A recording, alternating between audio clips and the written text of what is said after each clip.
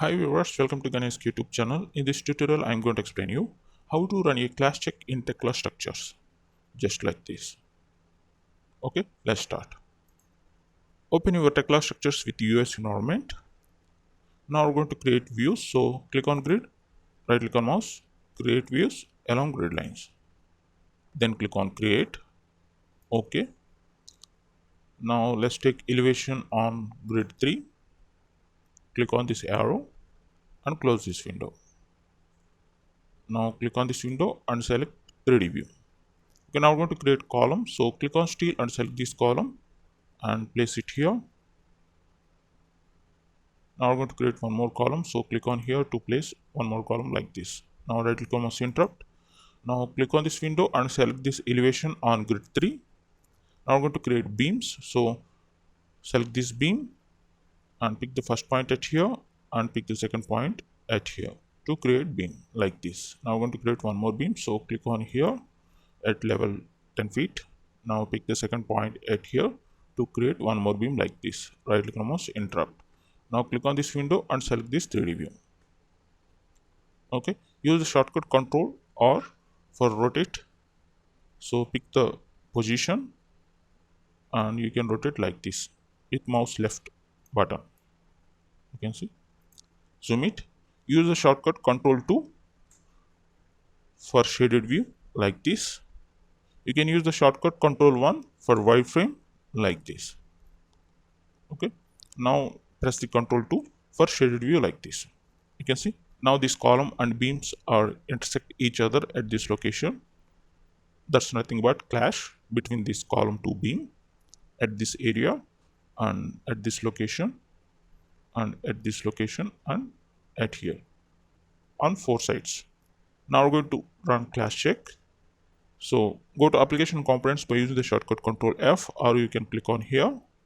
In search bar, type clash. Click on enter. You'll get this component clash check main and secondary parts only. Okay, double click on this component to run a clash check for entire model. So double click on it. You can see you will get this message. Do you want to run a clash check from selected parts but we require entire model? So you need to click on no. You can see press no will run a clash on all parts in the model. So we need to click on no. If you want to clash check between two parts, then select the parts, then click on double click on it and click on S to run only selected parts.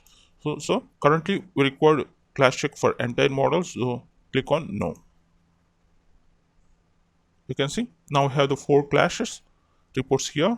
So now we're going to check once again. So close this window and zoom it here. We have the first clash check. You can see highlighted here between column to beam at this location. We have the first clash and select the second one. Zoom out. You can see now we have the second clash at this location and select this third one. Zoom out. You can see now we have the third clash at this location. Then select the fourth one. Zoom out. You can see now we have the fourth clash at this location. We already know that these two column and beam are intersect each other, so the clash report will be appear. So close this window and click on no. Click on space, right click on mouse, read. Okay, now we're going to give the connection at this location. So click on here, application components. In search bar, let's take 186 component. So select this component and pick the main part as a column and then pick the secondary part as a beam to create the connection between column to beam. You can see we have the connection at this location like this. Now I'm going to give the same connection at here. So pick the column and then pick the secondary part as a beam to create the connection between column to beam like this. Now close this window, right click on mouse interrupt, click on space, right click on mouse, review. You can see now we have the connection between column to beam. So there is no intersection between column to beam. We have the gap and clearance between these two parts. So there is no clash between here at this location. Here also we don't have any clashes. only we have the clash between this column to beam at this location and at here. Currently we have only two clashes. So now I'm going to check once again. So click on this application components and close it and enter here clash. Now double click on this component, then click on no for run the clash for entire model. So click on no. You can see now we have only two clashes. We already know that those two clashes at here and at here. So once again we're going to check here. So zoom it. You can see now we have the first clash at this location, and select the second clash.